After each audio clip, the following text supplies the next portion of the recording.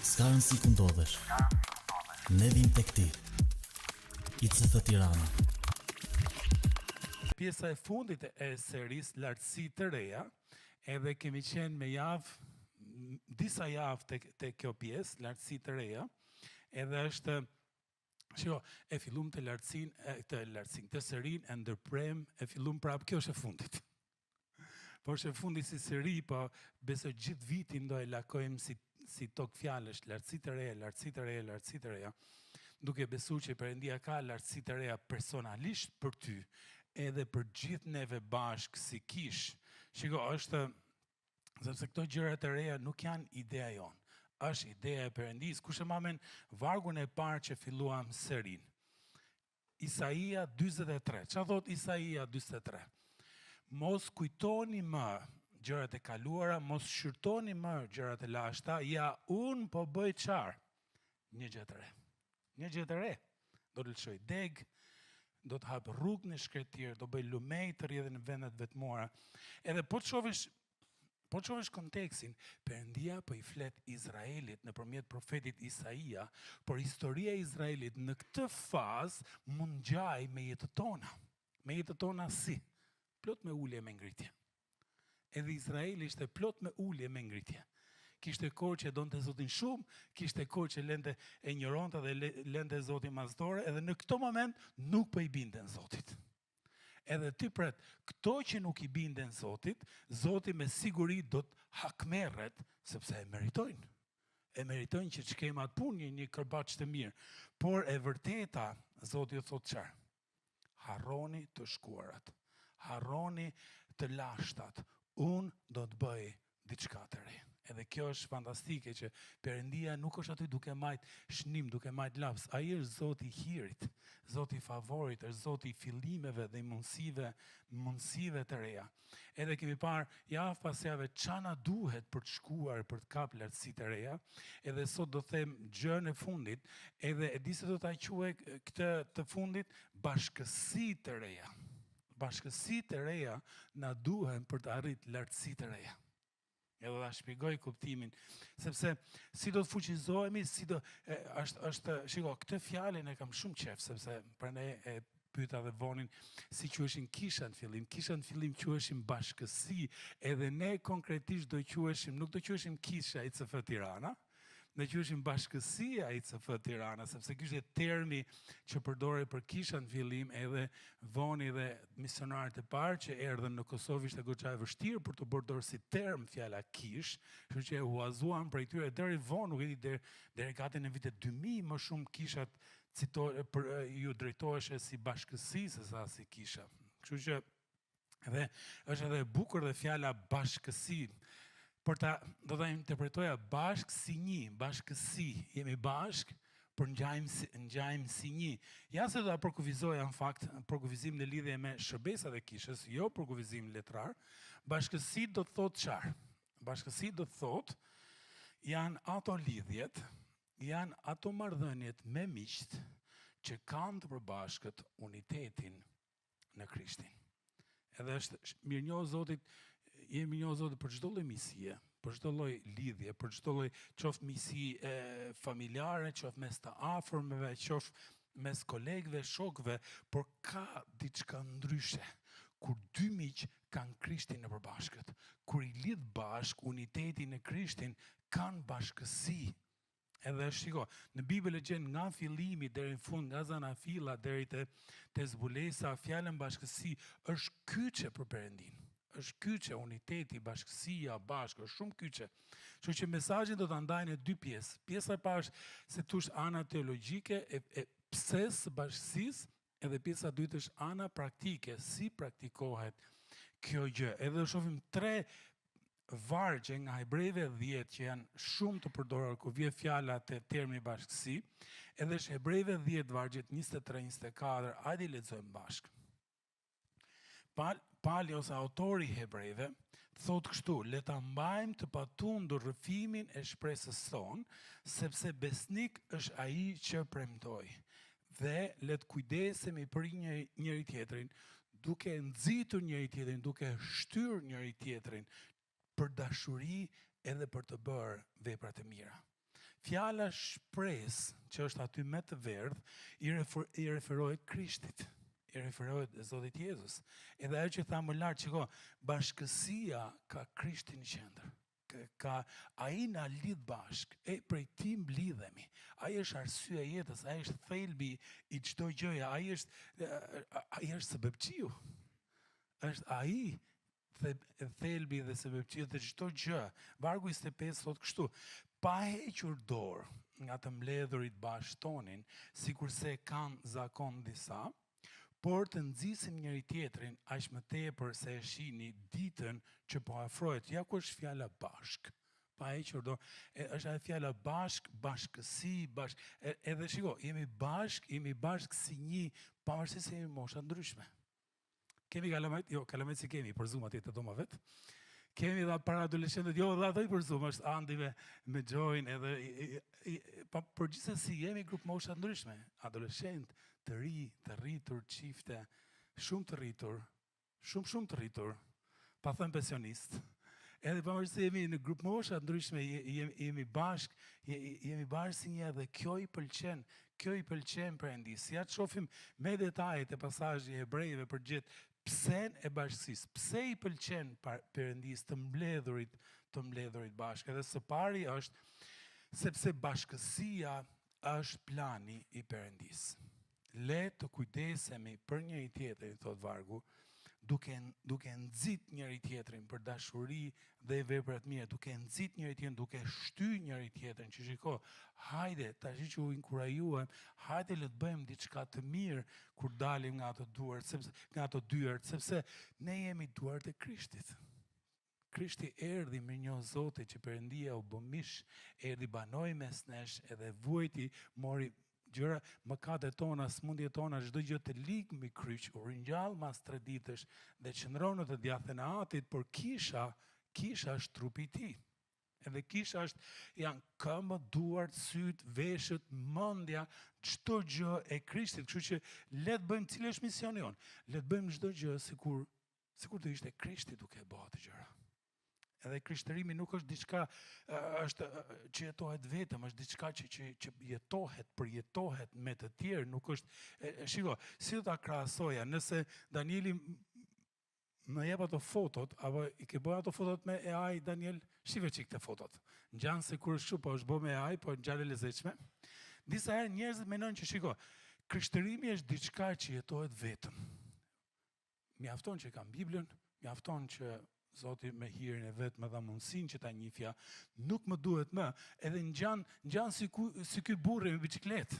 Edhe duket si strapacim, si lodhje, sikur tash duhet bëj këtë, po duhet bëj dhe atë, po s'duhet bëj këtë, po e duket sikur përpjekje, fuqi, lodhje e madhe për ta jetuar jetën e krishterë. Kur në fakt krishtërimi më shumë ngjan si udhtim me furgon. Nuk janë si ngjitje llogaras me biçikletë. Por ngjan si udhtim me furgon, që do të thotë çfarë? Shiko, jeta me gjithmen ka ulje e ngritje. Por ama është e bukur pse e jetojmë së bashku. Jemi bashk. Studentët ishin dje të shtunën, ishin te liçeni i Bovillës. Edhe nëse ti ke qenë ke liçeni i Bovillës, gjysma e rrugës liçeni i Bovillës është gropa, edhe nëse ke gur në veshka, ta këshilloj si udhtim. Sepse nga kur fillon rruga me gropa, deri ku mbaron, e sigurt që të kanë dalë gurët. Sa herë më kujton rrugën ku shkonin për Shëngjergj, atë rrugën e vjetër, që ishte kështu, edhe ishte gjithë fshati, s'kishte asnjëri gur nga veshkat, ishte kështu. Por megjithëse është shumë e lodhshme ajo, siç ja thanë studentët. Thanë që u kënaqën shumë. Megjithatë ishte gjysma rrugës copa, edhe një pjesë ishte malore, por Bovilla ishte shumë e bukur. Ishte shumë e bukur, kishte një shkëm ku ngjiteshim me këmbë, u kënaqëm shumë bashk. E shiko, ky është plani i Perëndis, bashkësia, bashk. Jeta ka ulje e ngritje, ka malore, ka sfida, pa i do që ta jetojmë bashk, edhe do që të përfshim të tjerët në jetën tonë, sepse besimi jon forcohet dhe fuqizohet kur ndahet me të tjerë. Predikuesi thotë kështu, ky është varg që përdoret për dasma shumë, por shkon edhe në këtë rast, dy vlejnë më mirë se një i vetëm, sepse kanë një shpërblim të mirë për mundin e tyre. Në fakt, nëse rrëzohet njëri, e ngre tjetri. Po mirë ai që është i vetëm dhe rrëzohet, sepse nuk ka njeri që ta ngrej. Pra kjo është e parë, Perëndia që për fillimit do që ne ta ndajmë jetën me të tjerë. Kjo është bashkësia, ta ndajmë jetën me të tjerë. Dhe e dyta, bashkësia nuk është e lehtë gjithmonë. Troç, ta themi troç për fillimit, nuk është e lehtë. Hebrejve 10:25 thot, pa hequr dorë nga të mbledhurit bashk. Sigurisht e kanë bërë zakon disa që kanë hequr dorë, por le të nxisim njëri tjetrin. Në këtë kontekst, kështu ishte. Disa s'po vinin më. Kishin hequr dorë nga të mbledhurit bashk. Edhe jo vetëm që kishin hequr dorë vetë, po kishin ndikuar dhe të tjerët për të hequr dorë nga të mbledhurit. Edhe gjithmonë kishin një justifikim pse nuk duhet të mblidhen më bashkë. Shiko, është e njëjta gjë edhe sot e kësaj dite. Gjithmonë mund ta gjesh një justifikim pse nuk duhet vish në kish, edhe sidomos në një kohë të bukur me diell si sot ke shumë justifikim mos marr kish. Sepse është mund të jesh në Durrës, mund të jesh në Vlorë, mund të jesh në Korçë, jo në Korçë mos shko ca ditë. Kur tërgullohet rruga shkem Korçë. Por shiko, ju keni zgjedhur për të ardhur këtu, edhe ti nuk kërkon justifikim për të mos ardhur, po kërkoj justifikim për të mbledhur, sepse e di çat kërkosh, ke për ta gjetë. Ke për ta gjetë në 15 vite kish, ka pas njerëz që justifikosh, muzika është shumë e lartë. Thoni njërës, duket një qikë si tralala. Edhe një tjetër thonë të jeni shumë të ri, nuk ka familjar, nuk vi aty. Ca tjerë thonë, ka shumë familjar, nuk ka të ri aty. Ose shiko, nuk flitet shumë për Jezusin aty. Një tjetër thonë, po ju flisni vetëm për Jezusin, Jezusi. Shiko, nuk jeni shumë miqësor. Një tjetër thonë, jeni qikë si shumë të afërt, edhe doni dini çdo gjë. E një tjetër tha, po ju jeni shumë hipokrit, nuk i bëni ato që thoni. Një tjetër tha, po ju jeni shumë të cegët teologjikisht. Një tjetër tha, po ju jeni shumë praktik. Një tjetër, e vërteta është, çat kërkosh, atë ke për të gjetë. Nëse ke për të kërkuar justifikime, do ta gjesh. Gjithkohës do ta gjesh. Ama nëse je duke kërkuar çfarë? Mundësi për të shërbyer.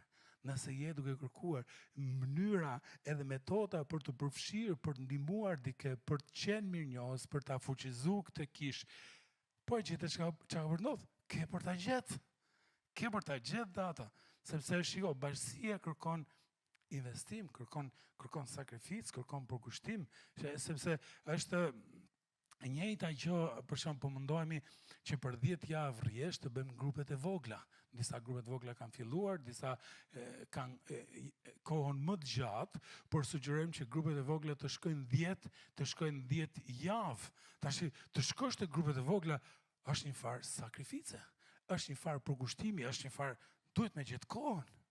Sepse nëse nuk i gjej kohën, nuk do të jepet mundësia asnjëherë, nuk shiko, është por njëri tha, te grupet e vogla ndonjëherë nuk ndihem rehat, dikush tha, shiko, sepse unë u mërzita njëherë te grupet e vogla, edhe për shkak grupeve të vogla nuk do vi më as në kish. Si i themon ti. I tha, shiko, nëse kisha është familje, qa ndodh kur ti zjesh me gruan? Ikën të gruaja kumshiut? S'le njëri është nëse kisha është familje, qa ndodh kur ti ke tensionin familje? Ti shko prap shtëpi. Edhe zgjidh atë sfidën, atë gjën, nuk është ikja, nuk është zgjedhja. Është ne rrim bashkë edhe e zgjedhim këtë gjë, ose po kur mërzitesh me prindrit. A ikin të gjaja? A ikin të daja? Sigurisht që ka raste që çiftet ndahen fare me njëri tjetrin, ka raste që fëmijët nuk flasin fare me prindit, ka raste që vllai nuk flet me vllain apo me motrën, por edhe ka disa që e kanë bërë zakon këtë. Që për një gjë të vogël zihen çifti, grihen, ndahen. Ka ca që e kanë bërë zakon, që nëse u preget interesi nuk fol me vllain, me motrën, me tjetër, por jo ne. Pse? Ne kemi zakonet tona. Cilë është zakoni jonë? Ne mlidhemi bashkë, nxisim njëri tjetrin bashkë. edhe shtyjmë njëri tjetrin në qarë për të treguar dashuri. Ato që morëm, shtyhemi, nxitemi për të shku, për ta bërë. Pse? Sepse është luftë shpirtërore. Është betejë frymërore. I ligu do mundohet t'i përçaj të dyja familjet. Do mundohet të përçaj familjen e vogël, me doje mos t'ja gjë anën, në i gërreq, në i hatërmetje, në i keq kuptim, në i gjë, edhe ta fusin lujt në nxehta dhe gjënë duke se kur është fundi botës, edhe njëjta gjë me familjen e madhe që është kisha. I ligu do mundohet të gjej diçka, në i lloj pakënaqësie ta fusin lujt në nxehtë, të duke se kur kjo gjëja është fundi i botës. Shiko, edhe e vërteta është që jetojmë në kohët që njerëzit po veçojnë gjithnjëherë më shumë dhe kjo është trendi, edhe pse jemi të lidhë në gjithë llojet e formave, njerëzit jemi lidhë në sa. Kemi friends në Facebook, kemi followers në Instagram, kemi Snapchat, kemi TikTok, e flasim në WhatsApp, por jemi njerëzit më të izoluar që kanë pas shekull më para. Një i ri, afërsisht ka 250-300 followers ose friends, edhe në një anketë që ishte bërë, u pyetën këto të rinj, sa nga këto followers aty ke friendsa? Edhe 25% thanë, asnjërin prej tyre. Asnjërin prej tyre nuk kaloj kohë, apo nuk pi kafe, apo nuk i takoj rregullisht. Shikoj, jemi të lidhë nga media sociale, por nuk jemi lidhë me njerëzit prej vërteti. Me njerëzit për vërtet, edhe i ligu ç'a do bëj? I ligu do mundoj ta shfrytëzoj këtë gjë, ti zjarri dhe ta zmadhoj që është më mirë ti jesh vetëm. Por s'është më mirë ti jesh vetëm, sepse Zoti tha, nuk është mirë që ti jesh vetëm. Në asnjë dimension nuk është mirë që ti jesh vetëm. Pra ne dim hilet e djallit, sepse 1 Pjetrit 5:8 thotë kështu. Kush e di përmend ç'të vargun? Jini të përmbajtur, thot Pjetër, jini zgjuar, thot, sepse kundërshtari juaj djalli sillet rreth e qark si luan vrumbullus, si luan i turbum, duke kërkuar cili mund të përpit, cili mund të dëmtoj, cili mund të largoj, cili mund të azmadhoj atë hatërmetjen edhe atë gjën. Edhe kjo është reale në familjet tona të vogla, është reale edhe në familjen e madhe, por ne s'to heqim dorë. Pse? Sepse dim që bashkësia kërkon investim, kërkon një lloj sakrifice, kërkon një gjë që pritet nga ne për ta bërë. Edhe së treti, bashkësia është zgjedhje. Që te njëjti varg, Hebrejve dhe 25, ka një por aty në mes që thot, pa e qurdor nga të mbledhur bashkëtonin, sikur se kanë zakon disa, por kjo është zgjedhja jonë. Disa bëjnë kështu, ne kemi këtë zgjedhje. Edhe ne do bëjmë këtë zgjedhje, do nxisim njëri tjetrin. Aq më tepër se dim që dita por afrohet, kështu që le të zgjedhim për të mos heq dorë nga të mbledhurit bashk. Edhe nxitja ime në këtë kohë që fillojnë grupet e vogla, nxitja ime do ishte jo vetëm të dielën le të mblidhemi, një pjesë e një grupi të vogël. Një pjesë e një grupit vogël, ose filloj një grup vogël, nëse është ai slajdi, një pjesë e grupit vogël, ose filloj një grup vogël nga tashi për 10 javë. Nga tashi për 10 javë deri në fund majit, sa e bie, 12 javë. Nga tani deri në fund majit, zgjidh një qëllimshëm, bëj zgjedhjen për të kalu kohë në bashkësi me të tjerë. Shiko, ja të përshkruaj disa përjetime nga, jo përjetime, më shumë ca përshkrime pse është i rëndësishëm grupi i vogël, edhe për ta ilustruar të do të marr jetën e Davidit. Pse grupi i vogël na çon në lartësi të reja? Pse na ndihmon kur jemi pjesë e grupeve të vogla? Pse ka lidhje kjo gjë me lartësi të reja që besojmë që Zoti ka për ne personalisht, edhe për ne përgjithësisht? Edhe dua ta përmend nga jeta e Davidit. Jeta e Davidit, nëse e njeh Davidin, edhe e njeh, ku e kemi njoft natë? Nëse ke lexuar për të në Bibël, te 1 Samueli, 2 Samuelit është ajo jeta e Davidit që është fillimi ishte grop fare. Fillimi i jetës Davidit ishte minus. Ishte një nga 8 kalamajt që kishte Isai, edhe ishte i fundit nga kalamajt. Edhe nëse unë jam rrit me familje me shumë kalamaj, ne kemi gjetur 6 kalamaj, po e gjete ç'a bën i vogli kalamajve. I vogli kalamajve bë punë që si ka qef asnjëri. Edhe në këtë rast, Davidi ishte më i vogli, edhe asnjëri s'kishte qef shkote me dele, po e gjete këtë që me dele. Davidin, që përmërgojnë, hec aty rruj delet. Edhe e njëjta gjë ka ndodhur për ne, kam betën këtë motrën e vogël, të kërkoj ndjes motrën e vogël, që të është dash me shku kështë disa herë me dele, vetëm se ishe e vogla, ti s'kishe qef, asnjë nga ne s'kishe qef, po kjo është pjesa të qenit i vogël, është i vogli bërë ato punë që s'kishe qef asnjëri, edhe kështu ishte në rastin e Davidit. Kur e shikoje me syr njerëzor, nuk ishe asgjë që mund të dalloje që Davidi thoje, ky çun ka për të bëjë dikush i ditë. E shoh nga numri kamës. E shoh nga followersat në Instagram. E shoh nga e ka i gjok. E ka i gjok. Ky s'kisha asgjë. Nuk isha asgjë që mund të dalloje të thoje që ka diçka të ky njeri. Është edhe, shiko, ama Davidi, kur shikon jetën e tij të mbyllur, u bë mbret, luftëtar, poet, model, matëse leadershipi, që njerëzit në historinë pas ti krahasoheshin mbretit me të. Ka qenë si Davidi? S'ka qenë si Davidi. Ka qenë si Davidi? S'ka qenë si Davidi. Ishe peshora matëse. Ja si përshkruhet e Veprat kapitulli 13:22, thuhet kështu.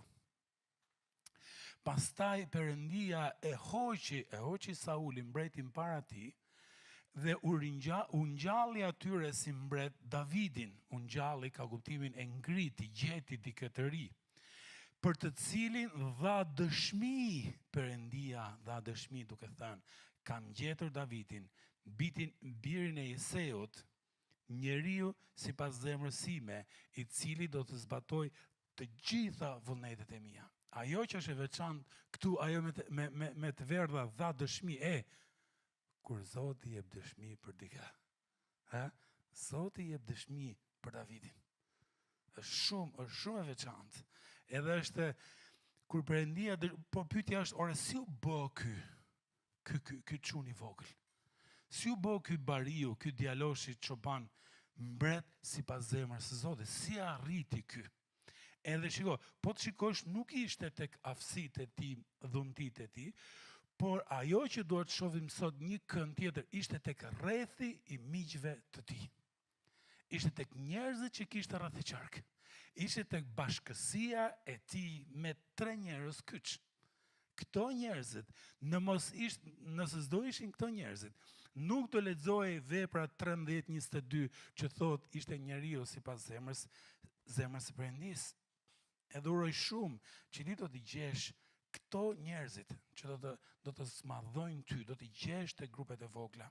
Hajde shohim çfarë bën këto 3 njerëzit për Davidin, që të jemi gjithsej e vesh te grupet e vogla ku ose filloj në grup vogël, ose bëu pjesë e grupit vogël. Pastaj themi ku shkojmë në grup vogël, ose do kërkoj për këtë gjëra, ose do jem unë për dikë duke bërë këtë gjë. Hajde shohim, i pari ishte Samueli. Edhe dhe 1 Samueli, kapitulli 16, vargje 12-13, thot kështu. Kjo është. Atëherë, dhe Zoti tha, ngriu vajose, fiks kjo është, edhe Zoti tha, ngriu vajose se ai është, ai ky çobani është. Edhe atëherë Samueli mori brirën e vajit dhe vajosi para 7 vëllezërve të tij më të mëdhej, vajosi këtë të voglin, edhe që nga ajo ditë, sa bukur, fryma e Zotit zbriti te Davidi. Edhe fryma e Zotit, po flasim në kohën para Krishtit, ishte tek 3 burra. Mbreti, profeti, kush ishte tjetër tash nga trova. Edhe kryeprifti ose prifti, tash ishte mbreti, ndjes, se mos bëni gabim teologjik. Kështu që njerëz të veçantë kishin frymën e Perëndisë. Nuk është si pas Krishtit, ku perdja e tempullit u ça, edhe kushdo që zgjedh Krishtin, fryma e shenjtë banon në atë person. Në këtë kohë ishte shumë ndryshe. Edhe fryma e shenjtë zbriti tek Davidi, edhe e bukura e Samuelit, shiko, ai pa te Davidi diçka që nuk e shikonin të tjerët. Se shikonte as Davidi tek vetja. Prandaj, kur jemi bashkë, kur mlidhemi te grupet e vogla, e para dua të them këtë. A më ndihmon me slajdin e radhës? Kur jemi bashkë, le të shikojmë më të mirën tek njëri tjetri. Le të shikojmë më të mirën. Kur jetë grupi i vogël, të tjerët do shikojnë se çka ka Perëndia për ty. Edhe është ose anasjelltas ti e aty, edhe shikon çka ka Perëndia për atë. Edhe ti ke një fjalë inkurajimi, një fjalë nxitse për t'i nxit njerëzit që ta shikojnë veten, si ta shikojnë veten, me sytë e Perëndisë. Shiko, disa herë tek vetja jonë shohim vetëm gabimet. Shohim atë që shkon, shohim të mejtat që kemi, fajsojmë veten, për lavdi Zotit që ka njerëz tek grupet e vogla, që kur shikojnë tek ty, të shohin me sytë e Perëndisë. Nuk shohin si që shefti veten, të shohin me sytë e Perëndisë. Edhe tek Ishmjellja ne bën një lloj praktike, I see in you, unë shikoj tek ty, unë shoh atë që shikon Perëndia tek ty. Unë nuk shoh tek ty atë çunin ose atë burrin që harroi pjatën pa ngrit nga tavolina. Ose në gjë tjetër, tensioni që mund të shofi burri ose gruaja. Ose unë nuk shoh ke ty atë çunin që ka arpa detyra sot, ose atë gocën që ka arpa detyra sot. Unë shoh me sytë e Perëndisë, ashtu siç Perëndia të shef. Edhe unë për vete jam shumë i njoh Zotit që ka pas njerëz të tillë dhe një nga ato ka qenë Voni, që pa diçka tek unë që ose shifja tek vetja para 16 viteve e te skuadra jonë. Edhe këto njerëz ku janë? Janë te grupi vogël. Ti shkon aty për të marrë një fjalë inkurajimi. Ti shkon aty për të dhënë një fjalë inkurajimi. Nga koha jote me Perëndin Zoti të dha një varg, edhe ti e ndan me dikë. E ndan edhe i fol jetës së ti, jetës së saj. Sepse fjalët e urta çfarë thot 27. Hekuri mbrihet me hekur, njeriu me njeriu. Cila është tjetra? Kur mblidhemi te grupet e vogla, kur jemi bashkë, lutemi për njëri tjetrin. Tek historia jonë, Davidi u vajos nga Samueli, por nuk ishte akoma mbret. Madje mbretja aktual u bë shumë xhelos, quhej Saul, edhe u përpoq ta vriste disa herë. Edhe këtë herë, personi që lutet për të, dikush është djali i mbretit. Është Jonatani, që ndihmoi dhe lutej për të. Hajta gjejmë 1 Samuelit 25:15-16. Davidi ishte në shkretirën e Zifit në Horesh, edhe aty, kur pas se Sauli kishte dalë për t'i marrë jetën, Jonatani, biri Davidit, u ngrit dhe shkoi te Davidi në Horesh. Edhe ç'a bëri? Shive çik pjesa fundit. I dha zemër në emër të Perëndisë. Sa qef? Dikush që lutet për ty dhe t'i jep zemër dhe t'i inkurajon dhe të forcon në emër të Perëndisë, është dikushi që të thot që të mos dorëzohesh, mos heqësh dorë. Ja të lexoj ca përjetime tuaja të treve për ju në grupet e vogla dhe para dhe filloj me Borën. Bora thot, isha besimtar e re kur bëra pjesë e një grupi të vogël dhe gjeta biseda thella dhe kuptim plotë që nga fillimi dhe kanë qenë jetë ndryshuese. Isha pjesë e Explore, një vend ku një person i ri në besim vjen për të njohur kishën edhe Perëndin, edhe për mua ka qenë fiks kështu. Çdo javë Zoti kishte diçka për mua, gjë që më surprizonte shumë në atë kohë, edhe më emociononte sepse çdo herë gjeja zbuloja diçka të re. Edhe eksperiencën time dhe e përshkruaja me 2 Korintasve 3:18, që thot kështu, dhe ne të gjithë duke soditur fytyrë zbuluar lavdinë e Zotit si në pasqyrë, transformohemi në të njëjtën shëmbëllim nga lavdia në lavdi, por si prej frymës së shenjtë. Edhe është, ajo thot, një nga përjetime më të veçantë e grupi vogël, ka qenë ke java që titullohej Zbulo frymën e shenjtë. Te grupi im ishim 5 vajza dhe duhet të bënim për njëra tjetrën një vizatim profetik dhe të shkëmbenin vizatime duke u lutur për personin. Unë preka nga vizatimi dhe një varg nga psalmet që një nga vajzat kishte shkruar për mua, edhe ishte specifik ai që më duaj. Unë edhe vajzat u mbushëm me shumë gëzim, edhe ishte një moment që ne të gjitha thamë, fryma e shenjtë na foli të gjithëve. Ky ishte një përjetim i Borës, Alida ka thënë kështu, unë dhe Ervini kemi kaluar vështirësi të ndryshme si çift, por duke qenë bashkë takimet e çifteve, duke diskutuar së bashku dhe duke diskutuar materialet tek takimet, problemet tona janë sheshuar. Nuk po them që janë zgjidhur komplet, por nëse nuk do të kishin qenë takimet e çifteve nga ku ke marrë lutje, ke marrë shtys për të qenë më të mirë edhe për të rregulluar qasjet tona dhe sjelljet tona ndaj njëri tjetrit, mendoj se nuk do të ishim këtu ku jemi sot. Të mbledhurit bashkë si çifte, duke ndarë nga këmbvështrimet tona dhe duke krahasuar me ato që Bibla thot kanë qenë shumë ndim. Kurse Sia e treta, Sia thot kështu, kur isha në vitin e 2 bachelor, mori një ftesë nga një mekesha ime për të bërë pjesë e ICF Student. Kush është të ICF Student? Edhe Sia tha, ajo shoqja më shpjegoi që është si grup i vogël studentës, është pjesa e një kishe, mblidhen bashkë, ndajnë, mësojnë diçka për të njohur më shumë Perëndin.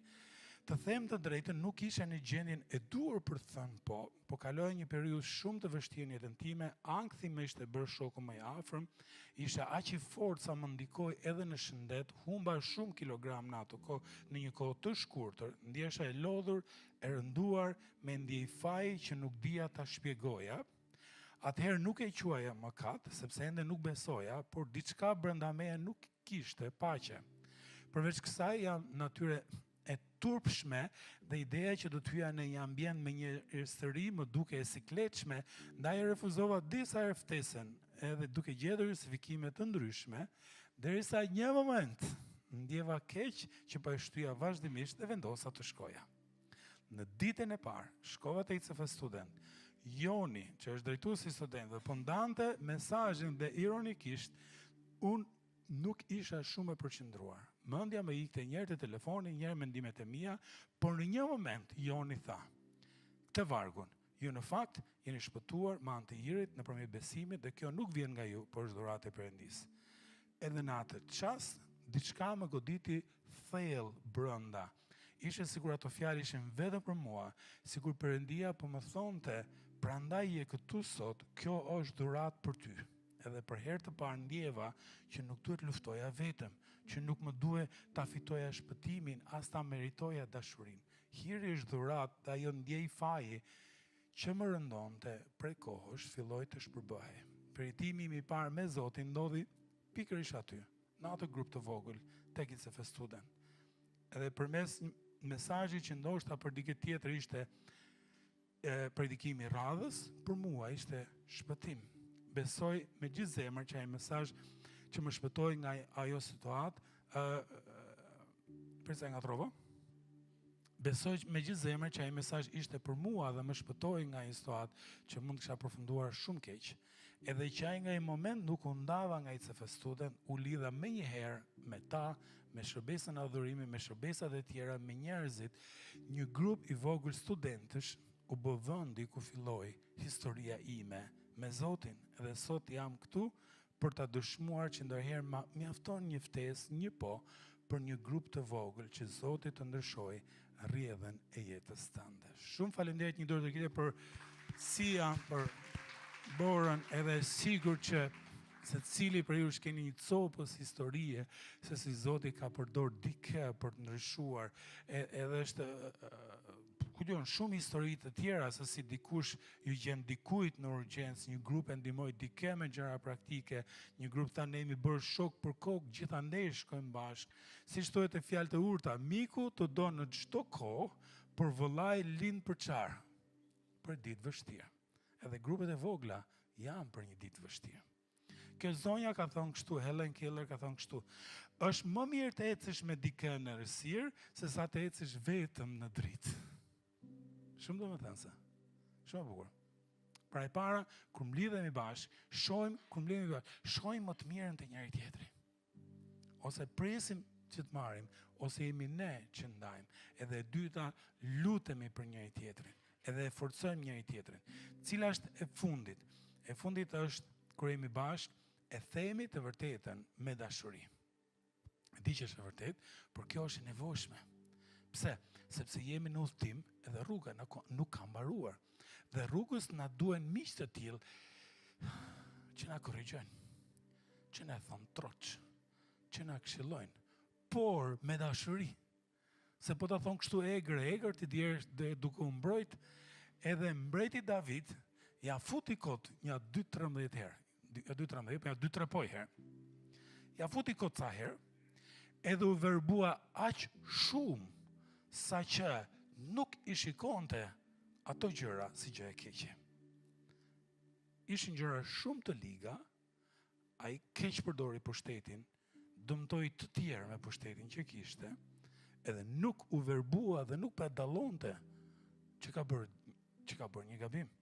E njëjta gjë edhe me ne mund të përfshihemi në ca gjëra që bëjnë mu që është mëkat, është gaf, edhe është sikur verbohesh, nuk të duket sikur e normalizon mëkatin. Edhe nëse s'do kishte këtë shokun Davidi, nuk do shkruaj për Davidin ajo gjëja që lexuam te veprat. Nuk do shkruaj, pse? Sepse nuk do kishte mund me arrit lartësi të reja nëse nuk do të kishte ndodh edhe kjo gjëja që ndodh një çik më poshtë. Edhe di kush ishte? Ishte profeti Nathan. Profeti Nathan shkon te Davidi edhe i flet me dashuri 1, edhe i flet me shëmbëltyr 2. Edhe njëri thot, po mi me dashuri kuptova, po me shëmbëltyr pse i foli? Po se ishte mbreti lale. Po të bëjë mbreti me nerva, ikte koka. Kështu që kjo ishte se si Zoti tha, thuaj të vërtetën me dashuri, por në një lloj shëmbëltyre, edhe di çfarë ndodhi? Ja tregoi këtë me shëmbëltyr, edhe Davidi u revoltua dhe tha, kush është ai njeri, liga, ai njeri poshtër, më i poshtër në gjithë Tiranë, apo s'është Tiranë, më i poshtër në gjithë Izraelin, njerëz, ai është më i keqi. 2 Samueli 12:7. Është koha që Natani ja thot të vërtetën me dashuri. Ti je ai. Ti je ai njeriu. Edhe di çfarë ndodhi në histori? Që nga ai moment, mbreti David ju hapën sytë për të dalluar se sa poshtë kishte rënë. U pendua thellësisht, i kërkoi falje Perëndis. Perëndia e restauroi, i dha përsëri hirin e tij, por ama i duhej ky shoku që ja tha të vërtetën.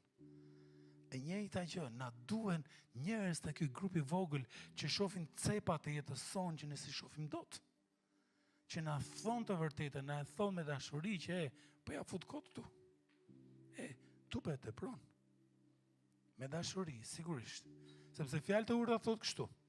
27:56. Më mirë, ç'është më mirë? Një qërtim i hapur, se sa një dashuri e pashprehur. Besnike janë plagët e një shoku dhe të rreme të puthrat e një armiku. Për këtë punë janë grupet e vogla. 3 gjëra ju nxis shumë. Jini pjesë për 10 javë e grupeve të vogla ekzistuese. Ose fillojeni vetë një grup. Edhe ka grup mosha mjaftueshëm, njerëz mjaftueshëm për të filluar një grup. Ose bëu pjesë, ose filloje ti vetë me një grup për 3 vetash, 5 vetash, 6 vetash, apo por ama shiko, se ja 3 gjëra. Ç'a ishte? Në atë grup kur është dikush që shef një gjë të mirë për jetën tënde. Shef një anë të mirë ke ty. Edhe ta thot një fjalë inkurajimi. Edhe dyta është dikush që lutet për ty. Edhe treta është dikush që të flet hapur, me dashuri, por të flet hapur. Prandaj të nxis shumë. Bëu pjesë e grupeve të vogla, sepse kur bëhesh pjesë e kësaj bashkësie të re, çansat janë, do shkosh më lehtësisht te lartësitë e reja që Zoti ka për secilin prej jush. A do lutemi bashkë?